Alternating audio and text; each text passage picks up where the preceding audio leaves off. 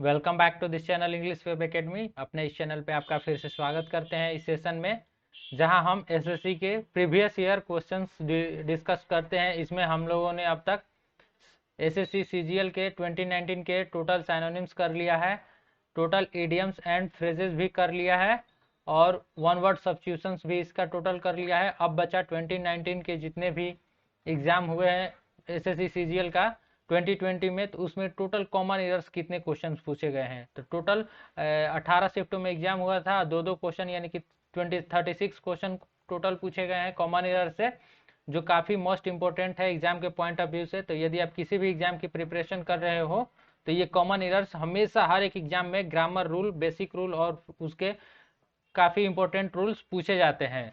तो इसी को डिस्कस करते हैं। इसमें टोटल 36 क्वेश्चन है और 36 प्रकार के आपको क्वेश्चन देखने को मिलेगा इसमें कॉमन एरर से। आप किसी भी एग्जाम की प्रिपरेशन करो तो उसमें ये मिल ही जाएगा। तो शुरू करते हैं। और इससे पहले यदि आप हमारे इस चैनल पर नए हैं तो चैनल को जरूर सब्सक्राइब करें, वीडियो को लाइक करें और दोस्तों के पास शेयर करें। इसका पीडीएफ भी आपको टेलीग्राम चैनल पे मिल जाएगा, हमारे डिस्क्रिप्शन बॉक्स में लिंक है, वहां से जाके आप इसे डाउनलोड कर सकते हैं। तो पहला क्वेश्चन देखते हैं। फर्स्ट क्वेश्चन है, one of the boys from our school have been selected for national badminton championship. और इसके चार ऑप्शंस दिए गए हैं और ये चारों ऑप्शंस में एक एरर है, बिकॉज इस प्रकार से इसमें इसी में से हमें ढूंढना है। जैसे कि one of the boys from our school have been selected for national badminton championship, इस प्रकार से। तो इसमें कहाँ एरर है? तो आप जानते हैं वन ऑफ द बॉयज यानी वन ऑफ द से शुरू हुआ सेंटेंस, वन ऑफ द से शुरू हुआ सेंटेंस जब भी यहाँ पे यूज किया जाएगा तो वो क्या किया जाएगा, वो जो नाउन होगा वो प्लूरल नाउन होगा। और इसके साथ जो यहाँ पे वर्ब का यूज किया जाएगा वो हमेशा सिंगुलर रहता है, ये ही आपको ध्यान में रखना है। तो यहाँ वन ऑफ द बॉयज यानी कि वन ऑफ बॉयज में से वन ऑफ द का बात किया जा रहा है और यहाँ पे प्लूरल वर्ब दिया गया है, तो यह गलत है। यहाँ हैव ना होके हैज बीन होगा, इसलिए इसका ऑप्शन ए बिल्कुल करेक्ट है। अब बढ़ते हैं नेक्स्ट क्वेश्चन की तरफ। नेक्स्ट क्वेश्चन नंबर, और इसका आंसर देख लेते हैं। तो इसका आंसर है हैव बीन सिलेक्टेड। अब बढ़ते हैं नेक्स्ट क्वेश्चन की तरफ। Question number second, question number second है, I can swim very fast when I was only 5। यानी कि I can swim very fast यानी कि मैं बहुत तेज स्विमिंग करता था। कब? जब व्हेन आई वाज ओनली 5, जब मैं था कब? 5 वर्ष का। यहाँ पे आप देखेंगे तो इसमें से चार ऑप्शंस दिए गए हैं और इसी में से आपको करेक्ट आंसर बताना है। तो देखते हैं इसका आंसर क्या है। इसका आंसर है ऑप्शन 4, आई कैन स्विम। आप सोच रहे होंगे इसका आंसर ये कैसे होगा, क्योंकि यहाँ देखिए व्हेन आई वाज ओनली 5 यानी कि जब मैं 5 वर्ष का था, यह किस सेंटेंस को दर्शा रहा है? यह पास्ट को दर्शा रहा है। तो इस अनुसार यहाँ भी पास्ट फॉर्म में यूज होना चाहिए। कैन ना होकर क्या यूज होगा? तो कुड यूज होगा। कैन का पास्ट फॉर्म कुड, तब जाके यह बिल्कुल करेक्ट होगा, इसलिए ऑप्शन 4 इसका बिल्कुल करेक्ट है। अब बढ़ते हैं next third number question. The modern man is busy acquiring more and more wealth and designing ways to invest it in more sense pleasures। इसके चार ऑप्शंस दिए गए हैं, in more sense pleasures, designing ways to invest it, acquiring more and more wealth and the modern man is busy. तो इसमें से चारों में से कोई एक एरर है। तो देखते हैं इसका correct answer. Correct answer option A है। क्यों ऑप्शन ए है? बिकॉज यहाँ पे आप देखें, सेंटेंस को पढ़ें, the modern man is busy acquiring more and more wealth. Wealth जो है इसके लिए मोर एंड मोर का यूज किया गया है, लेकिन and designing ways to invest it in more sense, तो यहाँ सेंस जो है वो भाववाचक है, तो इसलिए यहाँ पे मोर ना होके क्या यूज करेंगे? मच का यूज करेंगे। तो यहाँ मोर इनकरेक्ट है, इसलिए ऑप्शन ए इसका बिल्कुल करेक्ट है। अब बढ़ते हैं 4 नंबर क्वेश्चन की तरफ। 4 नंबर क्वेश्चन है, the prime minister along with the other ministers have left for America. Options हैं, option A the other ministers, B for America, C the prime minister along with, D have left.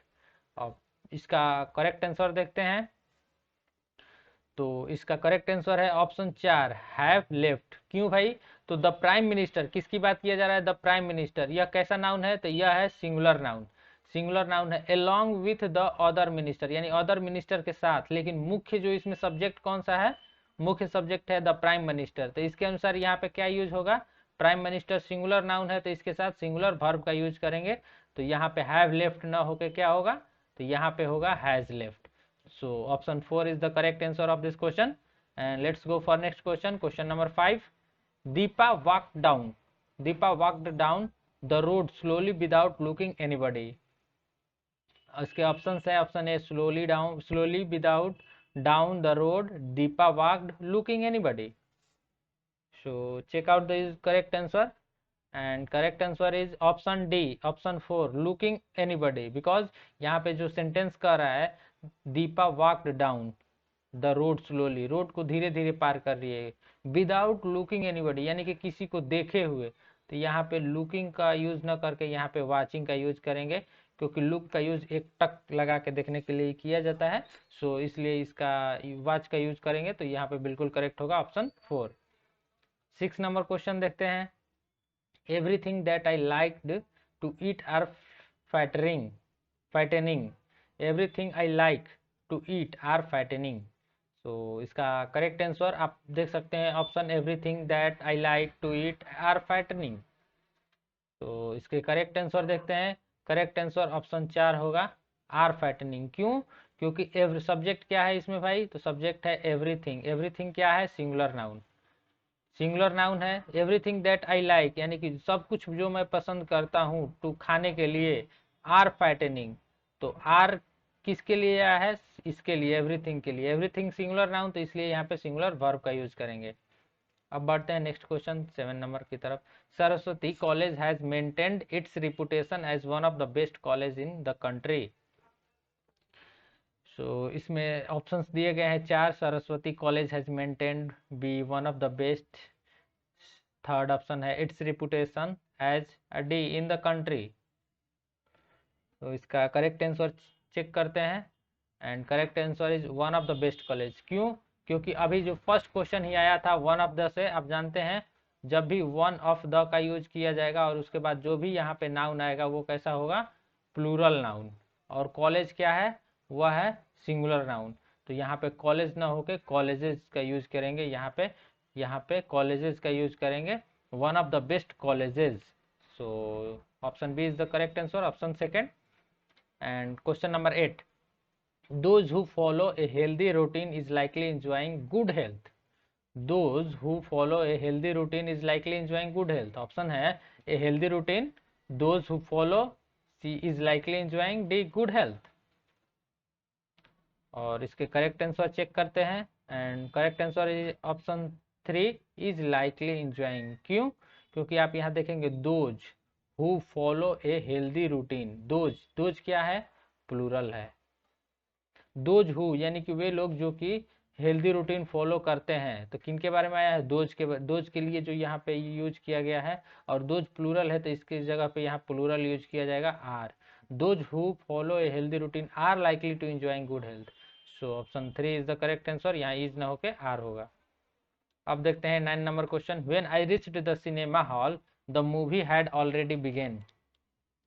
जब मैं cinema hall पहुंचा तो movie पहले ही शुरू हो चुका था। ऑप्शंस देखते हैं। Option A already began, the movie had, the cinema had, when I reached. So इसका करेक्ट आंसर देखते हैं। करेक्ट आंसर है ऑलरेडी बिगेन यहाँ पे। सो इसमें जो है यहाँ पे यूज किया गया था, सॉरी यहाँ पे हैज की दिया गया था, तो हैड ऑलरेडी।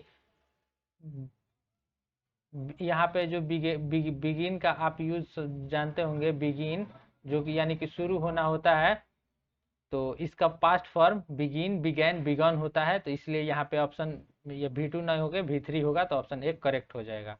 अब 10 नंबर क्वेश्चन देखते हैं। No sooner did we receive your message when we heaved a sigh of relief. और ऑप्शन है, आप देख सकते हैं ऑप्शन 1 2 3 4, इसमें से आपको करेक्ट आंसर बताना है। So check out the correct answer of this question, and correct answer is option 4 when we heaved. क्यों? नो सूनर डिड, आप यहाँ जानते हैं नो सूनर डिड, यहाँ पे यह क्या हो गया है?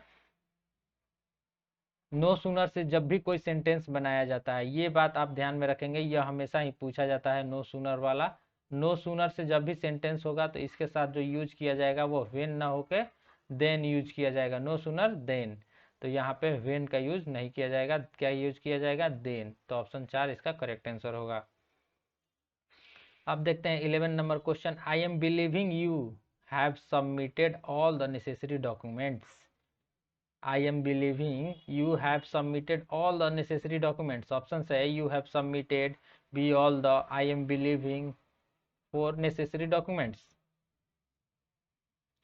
तो इसके करेक्ट आंसर चेक करते हैं and correct answer is option third, I am believing. क्यों?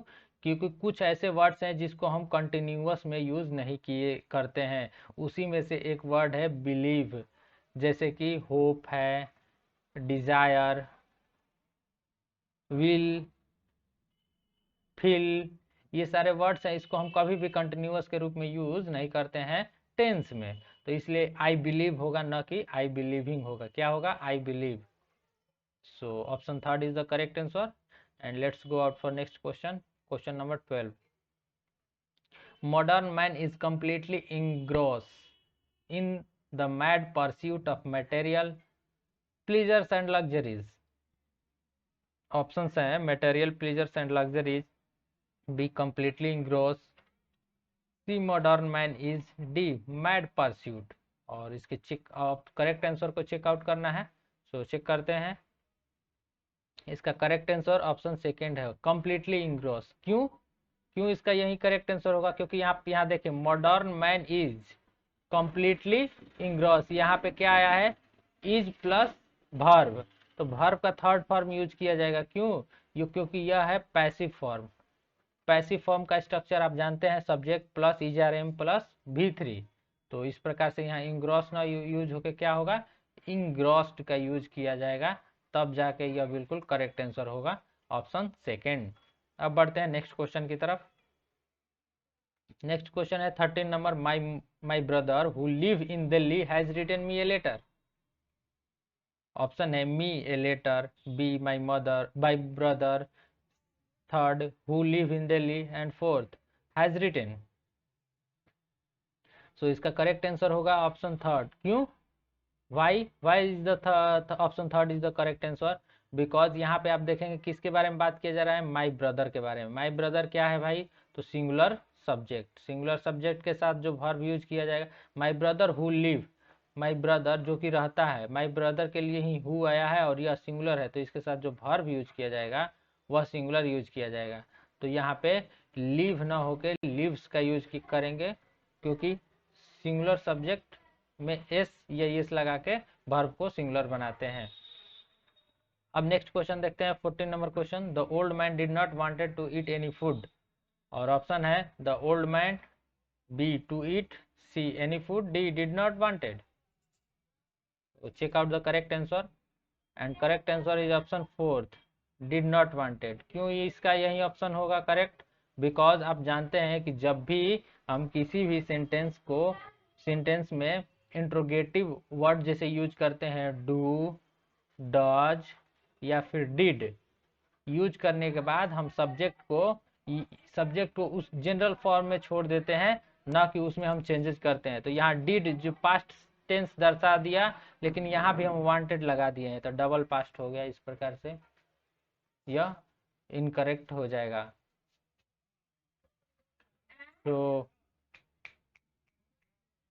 सो check out the is correct answer and correct answer is option 4। यहाँ वांटेड ना होके वांट का यूज करेंगे तो बिल्कुल करेक्ट होगा। अब बढ़ते हैं नेक्स्ट क्वेश्चन की तरफ। Question number 15, no list than 50 participants were present for the singing competition। Option are the singing competition, present for C no less than 50 participants were। So check out the correct answer and correct answer is option third, no less than। क्यों no list than होगा? क्योंकि no list than का use नहीं करते हैं, no less than का use करते हैं जनरल फॉर्म में, इसलिए ऑप्शन थर्ड इसका करेक्ट आंसर होगा। अब बढ़ते हैं next question, question number 16, Lucy has already cut the cake when we reached the party hall. Lucy has already cut the cake when we reached the party hall. और option है इसके, option A cut the cake, second है when we reached, third है Lucy has already, और fourth the party hall. So check out the correct answer and correct answer is third, Lucy has already। क्यों? यहाँ आप देखेंगे Lucy has already cut the cake, यानी कि पहले ही काट चुकी थी, है नहीं, क्या थी, तो यहाँ हैड का यूज करेंगे। When we reached the party hall, जब हम लोग पार्टी हॉल में पहुंचे तो वो पहले ही काट चुकी थी। तो आप जानते हैं पास्ट में हैड का यूज करते हैं, तो इसलिए यहाँ पे हैज का यूज न करके हैड का यूज करेंगे। Option third is the correct answer. And बढ़ते हैं नेक्स्ट क्वेश्चन की तरफ। Question number 17, one of the greatest responsibilities of a scientist is that his discoveries and invention are utilized to the overall development of the nation. So options आप देख रहे हैं 1 2 3 4, check out the correct answer, and correct answer is R, third option, are utilized to the overall, यानी कि one of the greatest responsibilities. आप जानते हैं one of the great के बाद यहाँ पे क्या यूज किया जाएगा, तो नाउन प्लूरल, जो भी यूज किया जाएगा प्लूरल, तो ये तो बिल्कुल सही है। लेकिन इसके साथ जो वर्ब यूज करते हैं वो किस फॉर्म में यूज करते हैं, तो सिंगुलर फॉर्म में, तो यहाँ है आर, तो इसीलिए ऑप्शन थर्ड इसका करेक्ट आंसर है। अब बढ़ते हैं नेक्स्ट क्वेश्चन नंबर 18 की तरफ। Those who are late they will not be allowed inside the classroom. Option है no error, B those who are late, third option है inside the classroom, fourth they will not be allowed. So check out the correct answer, and correct answer is option 4, they will not be allowed। क्यों? those who are late, those who are late they will not be allowed inside the room। जो भी late हैं उनको class में allow नहीं किया जाएगा।